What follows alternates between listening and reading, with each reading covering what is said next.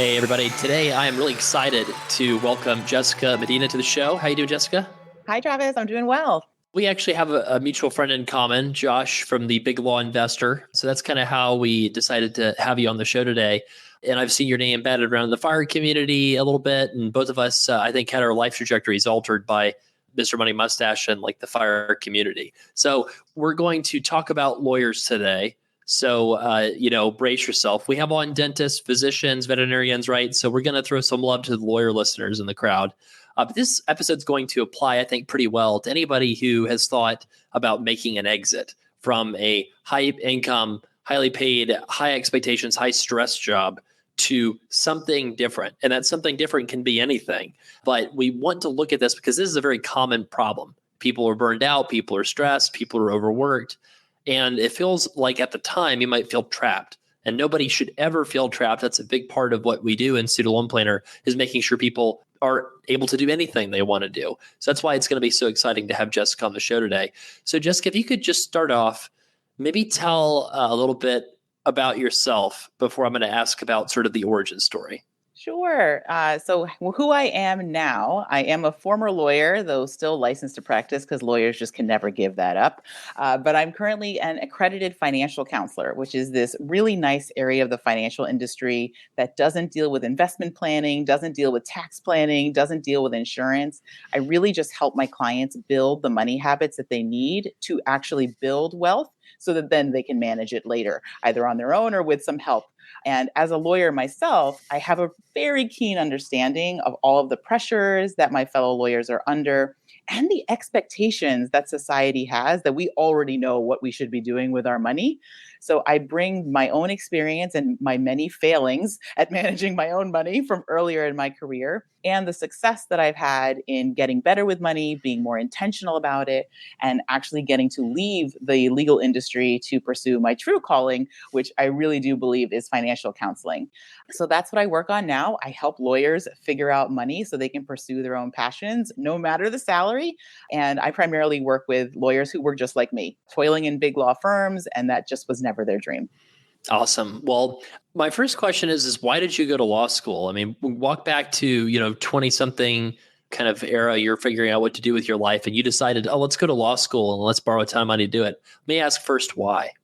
So I had never intended to be a lawyer when I was very young. I was going to go into musical theater. I'm very performative. I enjoy singing and dancing and just being on stage. But when I was a senior in high school, I was taking my government class. And of course, we had a civil rights unit that we went through. And that year, they were bringing dogs onto my high school campus to sniff for drugs or weapons or whatever dogs sniff for. And I was appalled. We had just gone through the unreasonable search and seizure unit. So I went to my school board. I argued that this was completely unreasonable. You don't trust us students. You're not even asking where the issues are. You're just randomly coming on campus. And I got my first taste of what it could be like to be an advocate. Of course, the dogs came on campus. Everyone loved them. And, they were just like so cute and fluffy and whatever. But I realized, wow, law is kind of cool. And do I get to do a performance whenever I want to make a point? I think this could be the combination of intellectual stimulation and my extreme extroversion being taken to a place where, and I could also maybe make some money. This sounds like a career path that my immigrant parents would be proud of and that could really last me my entire lifetime. That's really interesting. So I guess we share that in common. So not that I was necessarily going to go into musical theater, but I was huge into musical theater when I was in high school. And if you Google my name and tribute after it on YouTube, you'll actually find a really embarrassing 10 or 20-minute string one of my friends edited together of all the different performances that I was in. Well, now I know what I'm doing right after this podcast. Oh, I know. No, it's not that interesting. It's pretty embarrassing. But that's cool. So you had this experience advocating at a young age for something you thought was right and thought, wow, I want to do that professionally. So when you applied to schools, did you apply to a whole bunch? And how did you decide on which one to go to? So I was living in California at the time. I'm originally from the East Coast. And, when I was in school, I had always done really well in class. I was top of my class, always straight A's. And so I was kind of like this perfect law school candidate because I knew going into college, I wanted to go to law school. So that was really the point of my college education. Do really well, take something that will hopefully be useful. I became a poli-sci major, like 90% of law school students, and maybe just get ready to get accepted into law schools. And I applied to probably something in the realm of maybe 10 schools split between the West Coast and the East Coast. And my only criteria, really, what's the best school that I'm getting into? Like, what are the USA rankings? What does NALP say? Where do I need to go? And so I got into a couple of good schools, but the school that I ended up going to was Columbia. It was in New York, premier law school. I got into NYU as well. And I thought, if I'm in the village, I'm not going to get any work done. I need to be uptown. Otherwise, I just won't study. But I wanted to go back east. I got into Bolt in the UC Berkeley system. And the price would have been so many hundreds of thousands of dollars cheaper if I had gone to school, a perfectly good school. But I couldn't see past my idea that I had to be at a premier school as a brown woman who did not come from a family of lawyers. I thought my only job is to get into the best school that I can, and everything else will take care of itself. And I paid through the nose. Yeah. I guess the Grad Plus loan program maybe didn't exist yet in its current form. How did you go about financing it? So it was a mix of private and federal. There were really strict limits on how much you could borrow in the federal world back then. I'm old, Travis. I graduated in 2004, back before we had all of these crazy but helpful programs for student loans. And so the majority of the loans that I took out were private. And I still had loans from undergrad. It's not even like I was coming in with a clean slate and I was just worrying about law school. So I had my federal loans from undergrad, and then I had my private loans and federal loans tacked on from law school. And of course, I took a bar loan. I mean, I took out all the monies that were available to me and ended up with a little over $200,000 as my final bill as I was walking out of the door at Columbia. Man, so you were just like, wave it in. Well, because there's this idea that, especially at schools that feed into big law primarily, that you're going to be able to pay it off. Do whatever you have to. All you have to do is get there, and then everything else will take care of itself. But I don't know that they really ran the numbers of what it looks like. Well, so back then in 2000, so when you graduated, you said in 2004? Yes. So for those that don't know, the big law, salary scale is very regimented and sort of predictable. If you're doing this amount, you're going to grow in the profession salary-wise this way. So what was like the first year associate salaries back then in 2004 for reference? So it was $125,000, which was more money than anyone in my family had basically ever made in their entire life. And so the idea that, of course, that has to be enough, right? Isn't that enough? Like, that's more than 2 income families are bringing in where I'm living. If I can't figure this out, there's something horribly wrong with me and my math skills. Now, granted, I went to law school. That's one of the reasons why, is because I didn't want to do math along with all of my law school friends. But it really was kind of insane for that time. And I see my clients' salaries now and the starting salaries and the conversations, but the cost of living goes up along with it. And I was in the DC metro area. So I also had no idea really of what things cost other than my school subsidized rent in New York, right? It wasn't a real New York rent apartment and, food and things like that.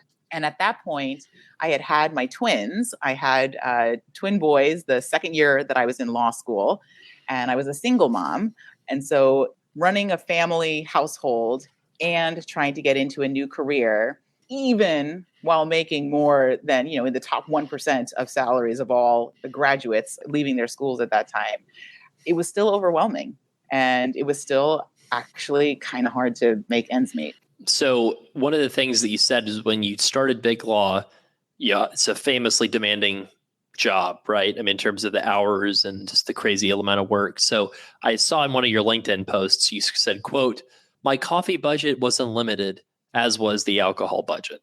Can you explain, what is it like and what was it like to be in Big Law, working the hours you were working with 2 young children? I mean, what kind of toll did that take on you, just mentally, emotionally, physically? So coffee is a food group. I never make any of my clients give up coffee. It's just cruel for them and for their family. And for me, yes, alcohol was probably also a food group, only after my children were finally in bed. The way that I ended up balancing it, I had wonderful support at home. Being a single mom is such an interesting place to be because I was openly ready to accept help. And so if somebody, wanted to watch my children, I was like, please, I'm outnumbered. Come and help me. Any family member I could get to help, was accepted without guilt, without taking on any of that mommy stuff. But as an associate coming in, one of the interesting things was that my firm knew I had kids. I came as a summer associate, having just had kids. And so Wow. everyone knew me as the woman who had twins during the summer associate program and showed up anyway and put in her 8 weeks of time Oh my gosh. so she could get her offer. The kids were born when, and when did you start at your intern program? So my boy's birthday is May 1st, and I started at my firm the second week of June. I took off 6 weeks to recover from the pregnancy, and then I started commuting because I was living in New York at Columbia, and my firm was in DC. So I split my time between New York and DC while my family helped me take care of the boys while I wasn't there. Oh my gosh. That was Holy my first cow. summer as a mom. Oh my gosh. Well, it's like so right away, all of my challenges and troubles are melting away. I mean, I've got a newborn, so I know how hard that can be. But the difference is I've got my spouse and both of her parents helping out. So that's and one fewer human being to watch. So that's really intense. Great training for Big Law, where everything is intense, right? Yeah, right. So it was kind of a given, taking that role that you were like, if they offered me, I'm going to take it, and I'm going to, was it the income? Was it the prestige? Was it the challenging work? What was the thing that drew you to that? So I think first and foremost, it was definitely the income. I went to law school thinking that I was going to change the criminal justice system from the inside out. I was going to be the heart-filled prosecutor. I was going, to make better, fairer choices. And that didn't happen. I went straight into to a firm doing civil litigation, like many of us do. I really did enjoy the work that I was doing at my firm, especially in the early years. I was fascinated by it. I really liked law school. I loved reading different decisions. I loved applying the precedents. I loved putting the pieces together and figuring out, okay, where does this fact pattern fit in? The intellectual challenge and the rigor that goes along in practicing in big law is unmatched. We only get the tough problems, right? If these problems are easier, they get handled at a much lower price tag. So these are only the problems that no one has solved yet. And so that was always exciting. But when you mix that in with trying to see your children every now and then when they're awake, I ended up doing a lot of kind of split evenings where I would leave the office, maybe at 6:00, get home, try to manage dinner, get some kids in bed, and then just be right back online and doing the work that wasn't time sensitive to get ready for the next day. And my children, over the years, again, I really did work at one of the most amazing firms for families, especially as big law went. They had an on-site daycare. I eventually got the boys into it, which was a game changer because now I just had to walk downstairs and bring them back to my office. And we could eat dinner there together while I continued doing my work. And then we could all go home. And so my boys got to know the office very well. People knew them. They had their coloring books in my office. And, that was kind of how we balanced things for many years. And like I said, I graduated in 2004. So I had planned, okay, I'm going to put a couple of years in. I'm going to, make some money, pay off my student loans. And then I'll go out and do something fulfilling. And then the recession hit and nobody was going anywhere in 2008. But also I was very stuck in my own inertia of just, making a lot of money as compared to basically the rest of the American population, and still just feeling like I need all of this. How could I possibly live on less than what I'm making? I'm barely covering 2 daycare bills and my rent in the DC metro area and my car and the food that we're supposed to be eating. I wasn't really cooking then, Travis, as you can probably imagine. So somebody else had to be cooking that food and I had to pay that. There were just all of these things. It never really felt like I was really far ahead in terms of money, but I never really paid attention very much either. So the recession was sort of like this wake up call of, oh my gosh, I'm lucky to have a job, I guess. And when did the brutal lifestyle that you were dealing with really start to register as like, hey, this is maybe not what I want? So it really was around that mid-level associate. Sadly, it coincided with the recession. I had been there for about 4 years and I was doing really well. I mean, everybody knew me because I was literally the woman who had twins as a summer associate. So I was well known at the firm, but I was also a hard worker and people knew that I would show up. Even though I had kids at home, I was going to be there. I was going to do the work. And about 4 years in, I was working on a litigation.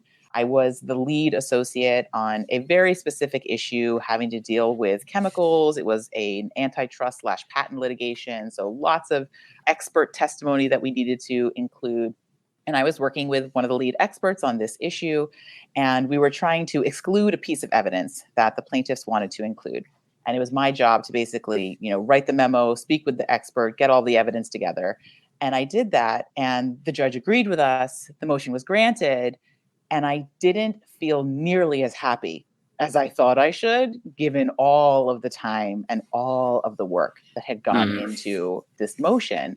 And when that happened, I realized that the cost benefit analysis was no longer leaning toward me staying in this type of practice because I just didn't care enough about the good things that happened. And the bad things that happened were horrible, right? I mean, it's not like there's just a couple of struggles that you might have to go through while you're climbing the ladder in big law. There's a lot of sacrifice that's required. And I just didn't feel that the return for that sacrifice was warranted. Not anymore, and not for me. And then the recession hit. And I spent another 4 years at the firm because I was so freaked out about trying to go anywhere else and how I could possibly afford to do anything else. So when did you feel financially able to do something else? So to be fair, I never actually felt financially able to leave my firm. I just got sick of it and I couldn't take it anymore. And I was coming up for partner. And so, it's kind of, you got to make a decision. Are you going to put yourself up or are you going to go do something else with your life? What are you going to do? And so the firm was actually asking me, and, I'll say it, I was a top candidate to make partner. But at least that's what they told me. Does everyone say that? Anyway, I thought I was a top candidate to make partner. And that actually scared me, I think, more than not having been a top candidate, right? Because now I actually had to make the decision, do I want to give up another set of years of my life and my children's lives to become a junior partner, right? There's only one job worse than senior associate in the firm, and it's junior partner. There's years that you now again have to sacrifice. You need to build a book of business. You need to be available. You now have to mentor associates. I mean, it's not a small feat to become a junior partner, and it's no small feat to stay one. And so knowing that, I think my boys were probably around 8 or 9 when I was making this decision. And I thought to myself, if I go for partner, I will miss the entirety of their childhood. They will be teenagers by the time I can actually leave, having put in my years toward the partner title, and they won't want to hang out with me or speak to me. I would have lost basically the entire time to my career. So I left and I went to the government. I went to the Securities and Exchange Commission. I got a position in the Division of Enforcement, which had finally lifted the hiring freeze. They were hiring people again. And remember, I had always wanted to be in the government, right? I wanted to wear the white hat. This wasn't exactly what I anticipated because I really didn't even like money at that point. I don't know how I ended up at a financial regulator, but I did. And it ended up being a really, really great job for so many reasons. And then, of course, obviously, I decided, I don't even like law. I got to get out completely. Wow. So you said to me at some point, this article from a blog kind of changed your perspective, a blog from the FIRE movement. How did that process work? So after I went to the SEC, I took a 50% pay cut. So I was forced to figure out how to make the money work now that I was no longer making my big law salary. And so there were just some natural money management techniques that needed to be mastered in order for me and my boys to survive based on my career choice. But I also had free time for the first time in years. And so I was like, oh, I guess I need a hobby or something. And so I started reading things. People had been talking about these shows, that I had never seen before. Like I watched, the Wire 10 years after it had come out or something like that. But I was starting to get interested in money because I was starting to get the impression that it wasn't my firm that I didn't enjoy. It was actually the practice of law itself. I was in a very adversarial practice. I was obviously in a division of enforcement. So we are investigating securities fraud, prosecuting securities fraud. I'm basically just dealing with would-be criminals or their counsel all day long. And it's not a super warm, fuzzy area of practice. And I had been a litigator while I was at my firm. So everything was about fighting. Everything was about finding who's trying to pull one over on you. And that's just not my personality. I wanted to be in musical theater, Travis. I wanted to be part of an ensemble. I'm a very collegial person. You're like internally, you're like jazz hands, but now let me go bring down the hammer on you and send you away. Exactly. I played the role of fierce prosecutor very well, but it was the role that I was playing. It was not my natural state of being. And that was exhausting after a number of years. But so I can't remember how I came upon Mr. Money Mustache. It was probably my sister because she is a librarian and she knows everything. So I found this blog, and the whole premise of financial independence and, retiring early, it was like my get out of jail free card. I was like, if I can figure this out, I can figure out how I don't have to be a lawyer anymore. It's not that I don't have to ever do anything again. I wasn't aiming to never work a day in my life. I actually really enjoy work, which is why I'm semi-retired now and still working. I can't stop myself. But I wanted to be able to choose what I wanted to do during the day. I wanted to be able to help people in a completely different way than I had been while I had been practicing law. And the FIRE movement opened up all of those possibilities in a way that I never even imagined. So it's funny that you say that you liked work because I didn't. And so we might have read the same article, and I was sitting in my office, just kind of watching the clock go by. And I'm thinking oh, now we have a meeting to talk about the meeting to decide if we're going to have another meeting. And, and are we going to have, the door be one of 20 shades of gray, and which shade of gray is the best? And let's discuss it. I'm being a little facetious, because it's one of those things where, I was taking huge positions and investments and making on a team, responsible for I think it was I don't know, it wasn't even 9 figures. I guess it was 11 figures of assets. It was an insane amount of money. But at the same time, like you, I was kind of well, what if I became the lead investment head of the whole group? And I started envisioning my life, and I was like, that doesn't sound fun. Mm-hmm. And then when I realized that, it's well, everything in between now and then now is pointless. I got to figure out something else to do. So I kind of thought that my fulfillment would be in not working, because I had been working so much and doing stuff that was kind of soul crushing, all this meetings on meetings on meetings, that I was just well, maybe I need to just retire early. And so I figured out, okay, I just need 25 times my spending and I can stop working. And so that's what I kind of aimed for. And then I realized wait a second, that's not socially acceptable. So people people who don't work. I know. People were oh, look at this bum, and I was doing stuff that I considered work, but it was not considered work to other people because it didn't necessarily pay a salary, so if I wrote a book and 10 people bought it, I thought that was kind of work, but it was just unsuccessful work. I don't know. I mean, so it's kind of funny that we both kind of found this, article that sort of changed our trajectories.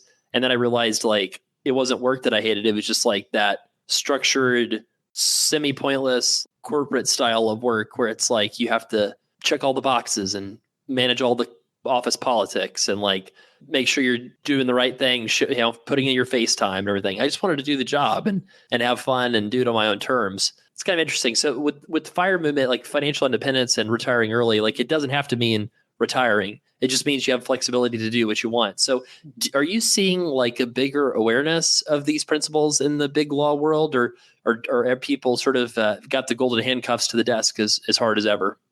I definitely see much more awareness, because when people reach out to me, probably maybe 15 to 20% of the folks who set up a consult with me are already primed in the fire space.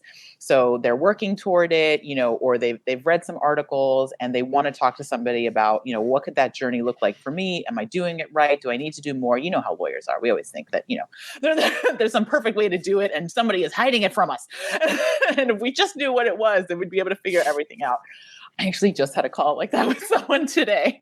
But I've also done some training, some free trainings on kind of fire for lawyers and what it looks like when the reality is you can't do everything that a lot of people associate the fire movement with, right? You're not a software engineer. You can't work in your pajamas. You're not going to eat rice and beans for the rest of your life. If that's not your goal, what does fire look like for you? And that, I think, is where there is a huge disconnect between what people know about fire and how it could actually work for them. And that's where I'm trying to bridge that gap, because I do think that lawyers in particular are excellent candidates for the fire movement in whatever form it takes that makes sense for their life, and opening up their brains and their minds to the possibilities that maybe they don't have to do exactly what they're doing for the rest of their career. It's kind of mind-blowing because law can be very, very insulated. We just hang out with other lawyers. We mostly just hang out with other lawyers at our own firm. Like the Kool-Aid runs free flowing through that place, right? So it's very difficult to see anything outside of yourself. It took me leaving, right? I had to be in the government and have spare time. It's not something you have very much of in big law. But so I do think that there is more awareness, but a lot of lawyers are busy and they don't have time to be reading all these blogs and trying to figure out what they should be doing with their money because they have a day job that also goes into the nighttime and maybe the overnight time and into the early hours of the morning. And so, I think figuring out strategies that work for them and also that respect that, they might have different aspects of their life that other professionals don't have going on is a really important part of making sure that this message gets out to more people. So like talking about like the student loan piece of things, if you had graduated in 2014 instead of 2004, you would have had all direct loans, probably no private loans, at least from the graduate program. And you could have gone for 10 years in the SEC and done PSLF instead. Do you think that would have been strong enough lure to hold you there for 10 years? Or do you think that you would have been somebody that would have considered, walking away from the SEC and leaving PSLF on the table to do what you do now? Oh, no, I think I definitely would have stayed. I'm a very committed person. And especially if I have a plan, I mean, to be fair, I practiced law for over 13 years when you put my firm experience and my SEC experience together. And I stayed at the SEC for 5 years because I wanted to qualify for my pension. I wasn't willing to leave before I got, access to all of the potential federal benefits that were put on the table in front of me, because at that point I had started paying attention. I had been unhappy probably since about 18 months to 2 years in. I knew I didn't want to stay in law at all, but I stuck it out because I knew that it would be worth it if I could, get my financial house more in order and be able to qualify for some of these nice long-term benefits that other people don't necessarily have access to. And that was worth it for me. So I think about public service loan forgiveness all the time. And it was so late in my career that I realized, oh gosh, I guess I could try to do something creative with the loans that I have now.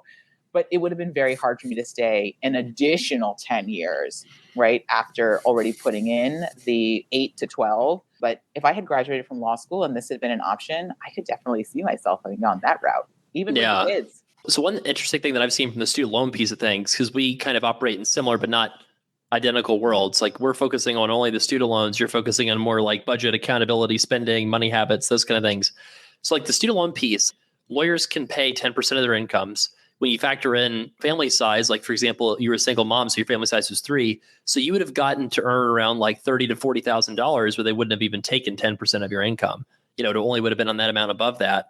That means that kind of works out. Usually we see like 7 to 9% is sort of the effective amount that they're taking for your income-based plan. And then if you're in the private sector, you're saving for your tax bomb. So you're saving generally 2 to 4% of your pay in investments for the tax bomb. So that works out to like an income tax of, anywhere from like 10 to 14, 15%. And so I think one thing that I try to stress to the lawyers is like, well, you don't know if you're going to like big law for the reasons like that you mentioned. Most people don't stay in big law, which means those big salaries tend to not stay. And certainly one easy path is to pay the loans off completely before you move on. But I think probably a better path for most people is to, if you're really unsure, you might pay it back, get on the repay plan, get some interest subsidies while you figure out your life and build your savings. And then if you end up going for forgiveness, maybe you switch to pay as you earn, or maybe you take a job like you did at the SEC and you go for PSLF. But even if you've done that, you still probably could have gotten the 20-year forgiveness in the private sector with pay. So there's all these options I think that lawyers are really unaware of with the loan part of things.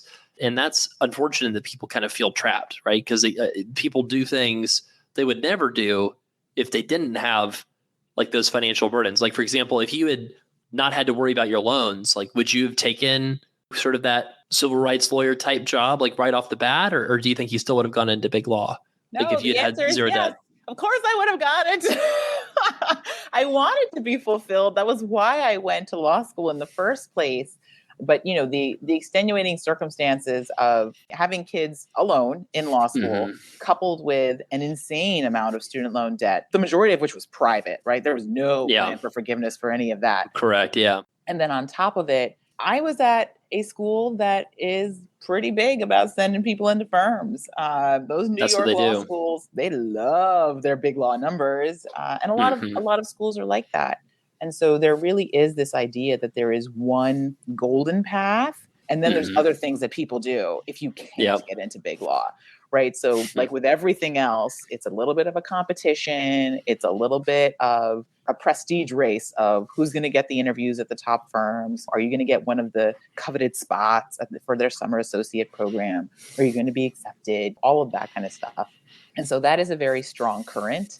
But I do think back, gosh, if I didn't have to worry about, if like student loan debt was not a thing that I even thought about, and all I needed to do was figure out how to live and support my family on a government salary, I like to think I would have been able to figure it out. Though to be fair, Travis, I was not nearly as good with money back then as I am now.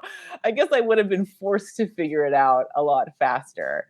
And that would have been, I only would have had to go against the pull and the lure of big law as being, this just super fancy thing that you get to say that you're a part of. Well, I would say go for your passion, whatever it is, right off the bat. That's kind of what I'm suggesting to people, is because I think that you can do it from a student loan perspective.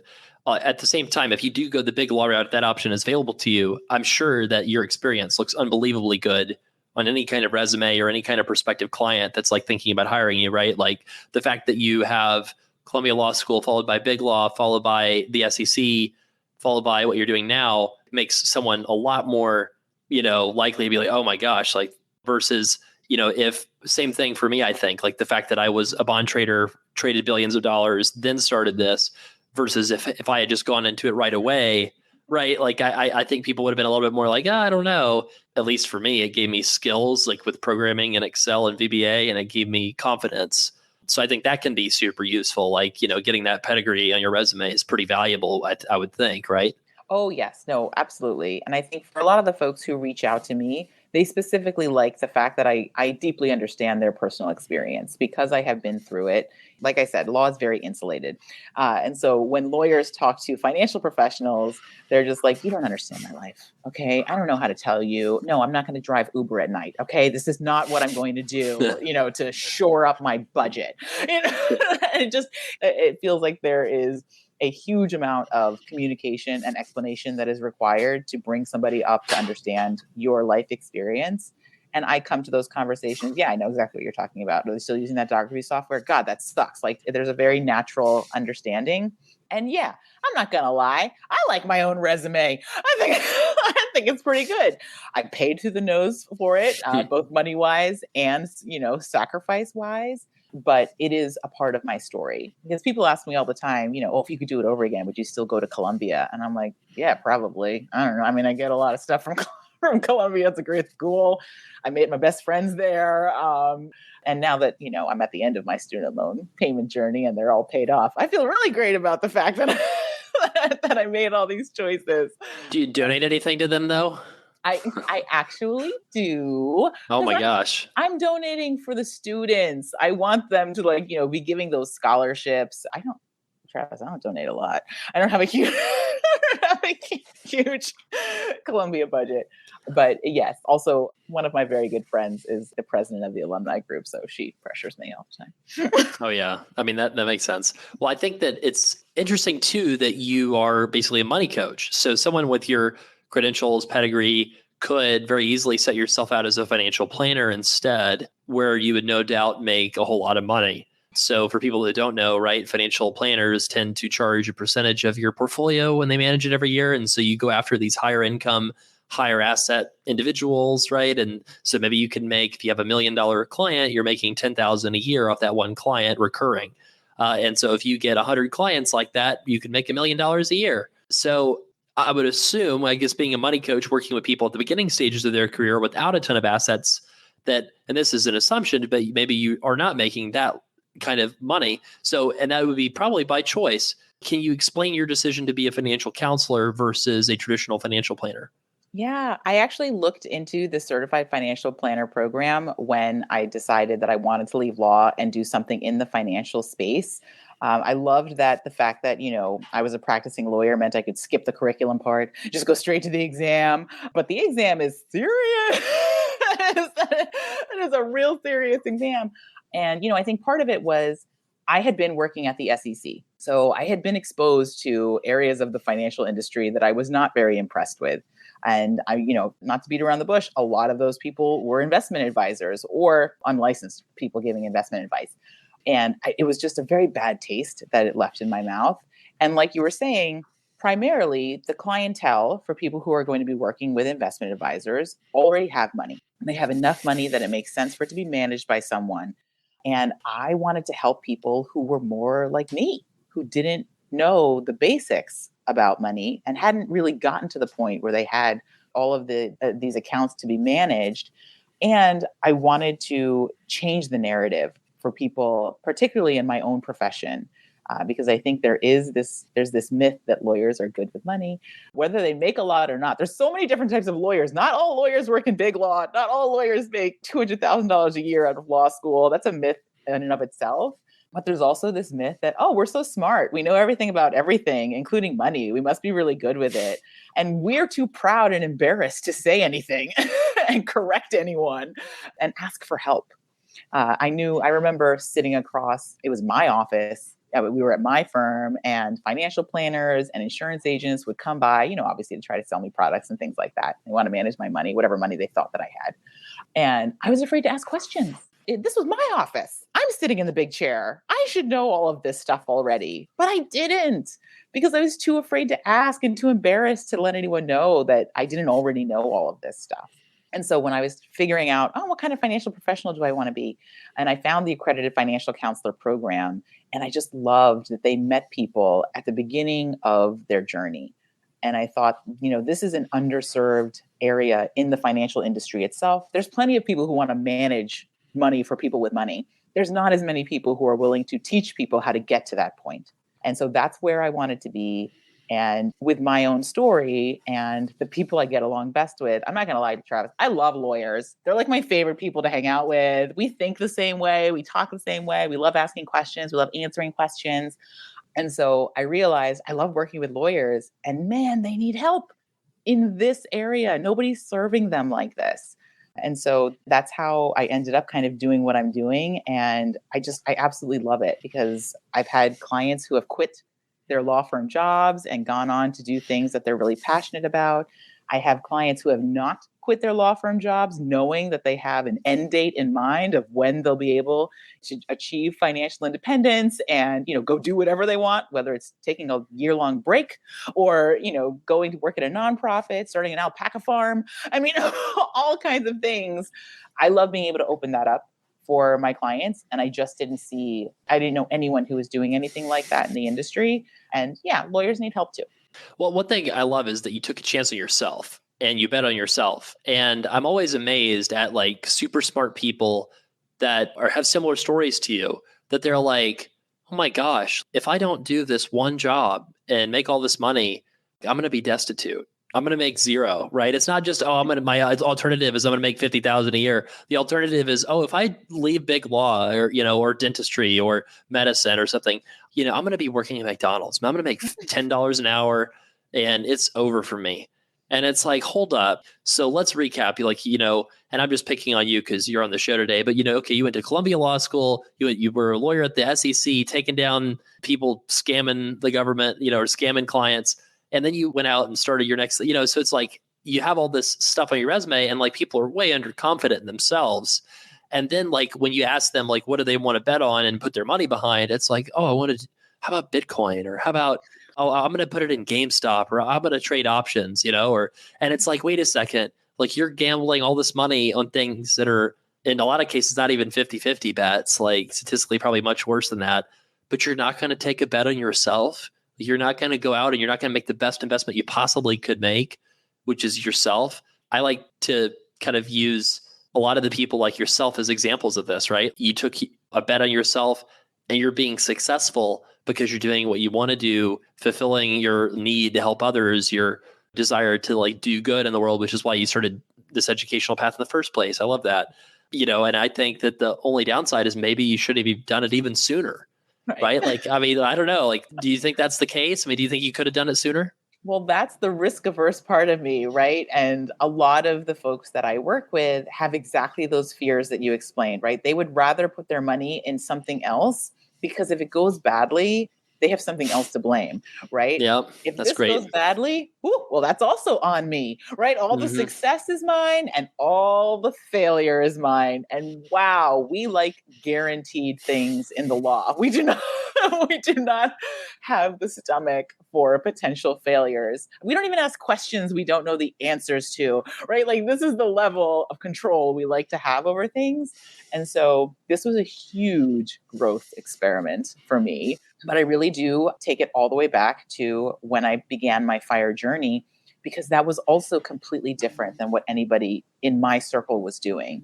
Everybody was just kind of going through the motions and buying the new car and, upgrading the house and all of the things that go along with eating into whatever potential you could have for future savings. And I was doing the opposite. Every time I shed a financial obligation, I didn't replace it with anything. I just saved more money or I threw more at my student loans, which looked like they were never going away. And that was very different than what a lot of my former colleagues were doing. And so I think part of it is really just starting to think a little bit differently, maybe than everyone else around you. And yes, being brave enough to take a chance on even your well-pedigreed self. On maybe being able to do something somewhat successful out there. Well, I like to joke with people that like compared to most of our clients, I'm actually like a poorly educated, right? Like I have my bachelor's degree, right? And so the good news is like there wasn't as much of a downside of what else am I going to do? And I think that really hobbles people sometimes from living their best lives. Right. Because like, if you give up your big law job, like what you're giving up is making partner and making $500,000, $1 million a year. And that's like a pretty guaranteed path. And like, I kind of was on that path as like hopefully a future portfolio manager, but it's like when you have that big credential, you're in it. It's kind of like if you put it in the work, you can get there. You've got that path ready to go. And it takes so much courage to walk away from that. So what would you say to somebody who's wanting to make a change? Maybe it's not even big law. Maybe it's just a lawyer. Maybe it's even somebody in medicine or business or something, somebody that's doubting themselves, somebody who feels like financially they can't really do it. Maybe in 5 years, what would you say to that person? So I would say the most powerful thing you can give yourself is clarity. Really see what's going on with your money. And once you get that clarity, think beyond your current circumstances. Because I constantly have this conversation with my clients. Your life today will not be the same 5 years from now if you change your career. Everything will be different. And it's this magical set of, snowball effect in your life of all the things that change once you start making these decisions. And so we don't even have to cover your lifestyle now because your lifestyle will be totally different. And let's think about that. Let's not stay stuck where we are. Let's get some clarity. And of course, obviously, let's make a plan. That's awesome. So like if somebody wants to know more about you and your services, where should they go? So they can get me on my website at www.jessicamedinallc.com. They can find the 5 money mistakes that lawyers make there. It's a free guide of the top 5 mistakes I see that I made and my own clients make. In addition to that, I am prolific on LinkedIn. So if you enjoy, hearing about my big law woes and how I overcame them, you'll see lots of posts about that and great conversations in the comments from other lawyers who are going through similar things. So Medina's Medina? Yes. Okay, yeah, just to make sure people have it. Well, thank you so much, Jessica. Thank you for being on the show.